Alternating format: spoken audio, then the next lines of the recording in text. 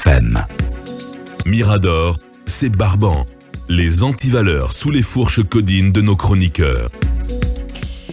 Je vous le disais dans les titres, la Guinée risque-t-elle cette fois de lourdes sanctions? C'est la question que nous posons dans Mirador à quelques heures donc, du sommet de la CEDEAO qui s'est réuni à Accra ce samedi 4 juin. Plusieurs chefs d'État ont rallié la capitale ghanéenne depuis hier. L'institution sous-régionale va une nouvelle fois se prononcer sur la situation de la Guinée, mais aussi celle de son voisin, le Mali. Bamako pourrait voir ces sanctions assouplies alors que la CEDEAO va probablement hausser le ton contre Conakry. Alors à quoi faut-il s'attendre concrètement lors de cette réunion? Emmanuel Milimono, on rappelle que c'est la première depuis que la durée de la transition guinéenne a été fixée.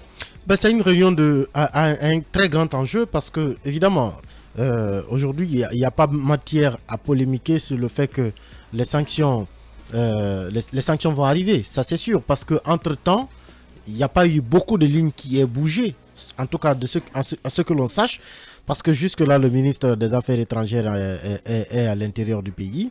Et évidemment, on n'a pas vu de délégation guinéenne à Accra, notamment, où se préparent généralement ces rencontres. Donc, le spectre des sanctions, il plane sur la Guinée. On ne sait pas trop jusqu'où cela va aller, mais il y a déjà des indiscrétions qui nous font penser notamment à des sanctions qui pourraient toucher le portefeuille économique, notamment des grandes sociétés qui travaillent avec l'État guinéen, donc qui constituent aujourd'hui ses uniques sources de revenus. Il y a beaucoup de choses se disent, mais ce qui reste quand même sûr, c'est qu'il y a peu de chances qu'on passe à côté aujourd'hui des sanctions. Maintenant, pour ce qui est par exemple de la question malienne, je pense que la CEDEAO devrait peut-être aussi, ne serait-ce que penser à rétablir d'abord le Mali dans ses droits. Parce que n'oubliez pas qu'il y a la Cour de justice de l'UEMOA qui avait condamné récemment la CEDEAO dans l'affaire, le recours qui a été porté devant elle concernant notamment le gel des avoirs, des comptes publics et parapublics du Mali logés dans les comptes de l'UEMOA. Donc, cette cour avait jugé que c'était illégal de saisir les fonds de la République du Mali. Et peut-être que la CEDEAO, plutôt que de dire elle va alléger les sanctions du Mali, elle devait d'abord réparer ses torts, parce que c'est un tort. Maintenant, il y a eu des médiations depuis le Mali a entrepris des démarches auprès de la CEDEAO. Oui, c'est clair. Ils ont fait un effort. Beaucoup de choses ont été faites, mais j'ai quand même envie de dire aujourd'hui quand même, par rapport à cette position, que ce soit la Guinée, la CEDEAO ou le Burkina Faso, on a connu, ce n'est pas la première fois que l'Afrique de l'Ouest enregistre des coups d'État. À un moment, on en avait le record. Et il y a eu une petite accalmie de 10-15 ans et ça a recommencé encore. Ça veut dire que, à mon avis, il faut peut-être aussi questionner la manière par laquelle nous avons résolu tous les coups d'État jusqu'à aujourd'hui. Parce que si vous avez soigné une plaie et qu'elle a ressurgi, c'est peut-être parce que vous l'avez mal soignée au départ. Il y a eu beaucoup de stratégies depuis le premier coup d'État qu'on a enregistré. La plupart du temps, ce sont les injonctions de la CEDEAO et des autres institutions en matière de retour à l'ordre constitutionnel qui sont mises en application. Sauf que cette fois, nous avons affaire à des coups d'État avec des enjeux différents. Peut-être au Burkina, il y avait une crise sociale et sécuritaire. Au Mali, il y avait une crise sociale et sécuritaire. La Guinée, il y avait une crise sociale et politique. Et donc, les raisons, on va dire, les ingrédients dans les trois pays étaient réunis. Maintenant, vous avez aussi ces juntes qui proposent des plans de remise à niveau des institutions, donc de retour progressif à l'ordre constitutionnel avec des institutions qui peuvent garantir une certaine pérennité dans le futur. Je pense que si on a eu à plusieurs reprises à appliquer les stratégies de la CEDEAO pour le retour à l'ordre constitutionnel et qu'on est souvent retombé dans des coups d'État, ça aurait été peut-être important cette année qu'on essaie d'autres stratégies, qu'on essaie peut-être aussi de prendre le temps de renforcer les institutions avant de revenir à l'ordre constitutionnel et éviter qu'on retombe dans cette pagaille. C'est à ce niveau où moi j'en veux à la CEDEAO de toujours vouloir refaire la même stratégie pour le retour à l'ordre constitutionnel alors que ça ne marche pas, parce que quand ça marche généralement, 10 ans après, on retombe encore dans les mêmes travers. Alors, Lincoln, jusque-là, la Guinée a quand même tenu un discours ferme à l'endroit de la CEDEAO et par-dessus tout, on fixe une durée de transition qui va jusqu'à 3 ans. Est-ce qu'on pourrait appeler ça la provocation de trop?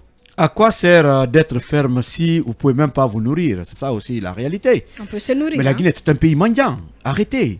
On demande tout Mais non, écoute, non, Emma, c'est que je dis. On ne demande pas tout. Emma, la Guinée ne demande pas tout. Emma, moi je suis pas aveugle.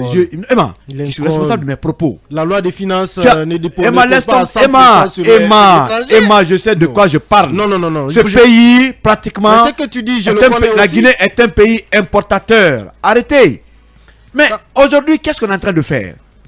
Demain, c'est pas ces ministres, ces directeurs qui ont des milliards dans leur compte, que ce soit en Guinée ou ailleurs, qui vont souffrir. Mais le bas peuple, l'arrogance de la gouvernance, on doit arrêter. Il y a le mépris.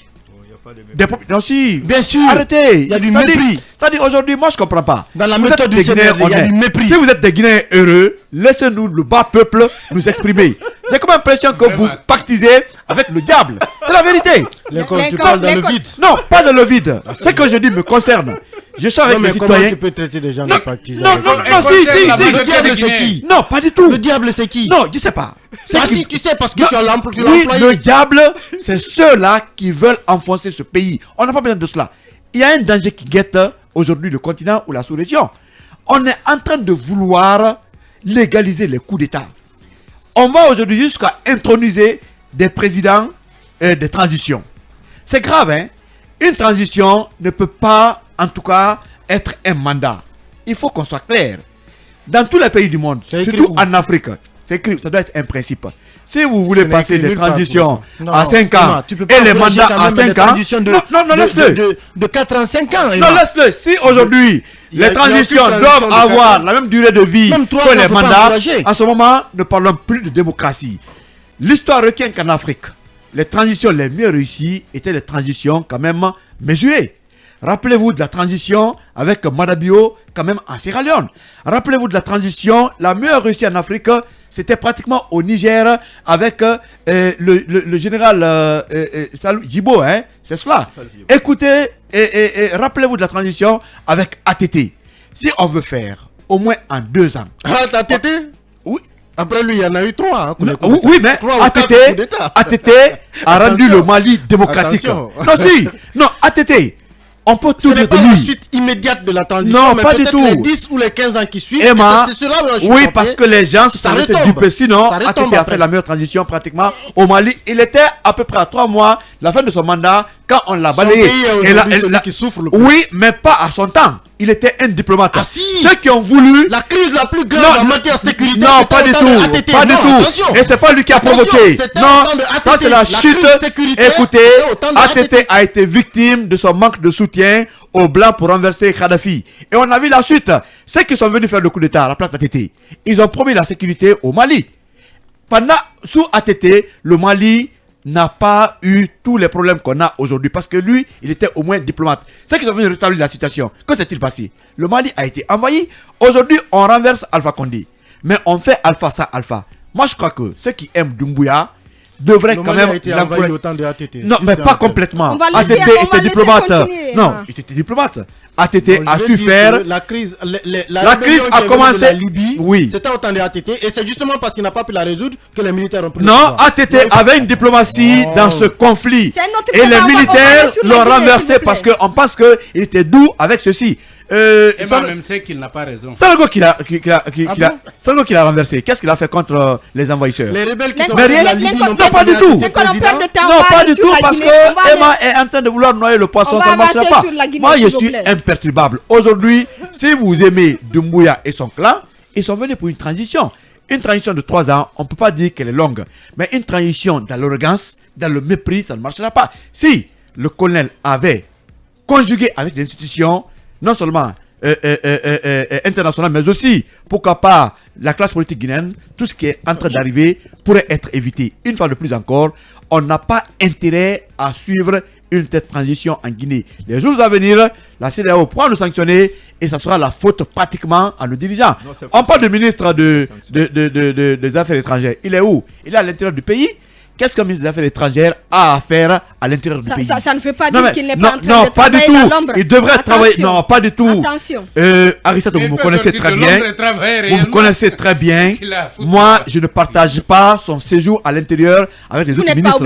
Aujourd'hui, non, pas du tout. Mais disons ce qui ne va pas. Aujourd'hui, on n'a pas intérêt à ce que la Guinée circule ainsi. Aujourd'hui, on est arrogant à l'égard de tout le monde, qu'est-ce que cela va donner? Pas du tout. On veut que Doumbouya sorte par la grande porte et que la Guinée puisse avoir une bonne transition. Partir une transition ne peut jamais être synonyme de mandat. Il faut le dire, le redire, le marteler. C'est ça la vérité. Moins de 2 minutes, hein, chacun. Bassekou, il faut rompre avec le mépris. Vous le pensez aussi comme... Oui, vous savez, le CNRD, la CEDEAO avait accordé un petit délai supplémentaire aux autorités militaires guinéennes pour notamment les permettre, en tout cas, de fixer un délai donc, de la transition consensuelle, donc d'instaurer le dialogue avec les partis politiques, ce qui n'est pas le cas parce que le chronogramme de la transition qui a été fixé, vous le savez toi et moi, en réalité, que c'est une frange importante, c'est une frange qui n'est même pas importante, en tout cas qui a adhéré à ce délai donc de la transition qui a été fixé par les militaires. Donc du coup aujourd'hui, vous avez des acteurs majeurs de la société civile et des partis politiques, notamment qui sont en train de se radicaliser, qui sont en train de mettre en place les forces vives pour notamment désapprouver le chronogramme, la démarche du CNRD. De mon point de vue... Il est temps de réparer les choses. De mon point de vue, et cette radicalisation des positions du côté du CNRD et des partis politiques va avoir un lourd tribut parce que c'est le peuple de Guinée qui va endosser les responsabilités. Déjà, on a assisté il y a quelques jours au réajustement des structures du prix. Donc, c'est qu'il y a un impact déjà sur le niveau de vie des populations. Les mesures d'accompagnement qui sont annoncées, ce ne sont pas des mesures qui sont assez fortes. Si à cela viennent s'ajouter les sanctions économiques, notamment qui vont être prises par la CEDEAO, eh bien, préparez-vous à faire de fortes économies. Faites des provisions à la maison parce que ce qui va se passer, vous le savez très bien après, on va procéder à la fermeture de nos frontières. En tout cas, ce qui va se passer, c'est que la Guinée va dans un isolement et qui va avoir des impacts assez négatifs sur le niveau de vie des populations. Iboun, il ne faut pas trop dramatiser non plus. Hein? Oui, moi je voudrais rappeler que... C'est pas comme si le ciel va tomber sur notre tête. Hein? Moi j'ai eu la chance quand même de suivre l'interview du secrétaire exécutif de la CEDEAO. C'est pas le ciel, même Alpha Condé, c'est pas le ciel qui lui est tombé sur la tête. On va laisser Iboun parler, vous aurez votre temps. Hein? Jean-Claude Kassibourou, moi j'ai suivi son interview là sur Africa 24. Il a été très clair, des pays comme la Guinée représentent des enjeux de taille pour la CEDEAO parce que la nouvelle vision de la CEDEAO, la vision de 2050, met en avant la convergence et la solidarité entre les 15 États membres de la CEDEAO. Moi, je suis sûr d'une chose. Le sommet des chefs de l'État du 4 juin, il n'y aura pas de sanctions contre la Guinée. Ils vont plutôt dépêcher une mission de haut niveau pour venir encore évaluer la situation sur place, prendre la tâche avec le CNRD, prendre la tâche avec la classe politique, prendre la tâche avec les partenaires au développement de notre pays pour avoir une idée claire sur les enjeux du moment. Donc, il n'y aura pas de sanctions. Et je voudrais rappeler une chose. Non, je voudrais rappeler une chose. C'est mon point de vue. Et je voudrais rappeler une chose aussi. La CEDEAO, aujourd'hui, c'est ce qui se passe au Sénégal. C'était la même chose au temps de Alpha. Actuellement, le président Macky Sall est en train de, sous son instigation avec sa formation appelée l'APR, sont en train d'inscrire les mastodontes de la classe politique sénégalaise de l'enjeu des élections législatives. Et la CEDEAO ne fait rien. Et les gens là sont en train de se regrouper pour peut-être ça va déboucher sur quoi. C'est le seul pays en Afrique de l'Ouest. C'est une institution qui n'agit que quand il y a des crises. Jamais avant. Où il n'y a pas eu de coup d'État. Mais aujourd'hui, Macky Sall est en train d'aller vers son travail. La CEDEAO ne fait rien. La CEDEAO le laisse faire. Mais il faudrait que la CEDEAO anticipe sur les crises. La CEDEAO ne doit pas agir chaque fois en sapeur-pompier. Il faut que la CEDEAO agisse en amont pour éviter qu'il y ait des problèmes en aval. Et c'est ce qu'on a tous reproché à la CEDEAO. Voilà. Nous, très rapidement, c'est aussi clair. Hein? Si la CEDEAO veut se faire respecter, il faut peut-être revoir ses manières. Hein? Il faut dire d'abord même ses positions. Il faut dire d'abord que personne ne souhaite qu'on sanctionne la Guinée. Personne. On ne le souhaite pas du tout. Et moi, personnellement, je souhaite que si sanction il y a, qu'on sanctionne le portefeuille de la junte, des membres de la junte, et vous le soutiennent. Mais le CNRD vous a dit qu'il n'y a rien dans leur compte. Mais le CNRD vous a dit qu'il n'y a rien dans leur compte. Tout le soutien. A commencer par Iboun Konté. Permettez-moi s'il vous plaît. Il n'y a pas de soutien du CNRD. Non, tout le soutien a commencé par Iboun Konté et Emmanuel.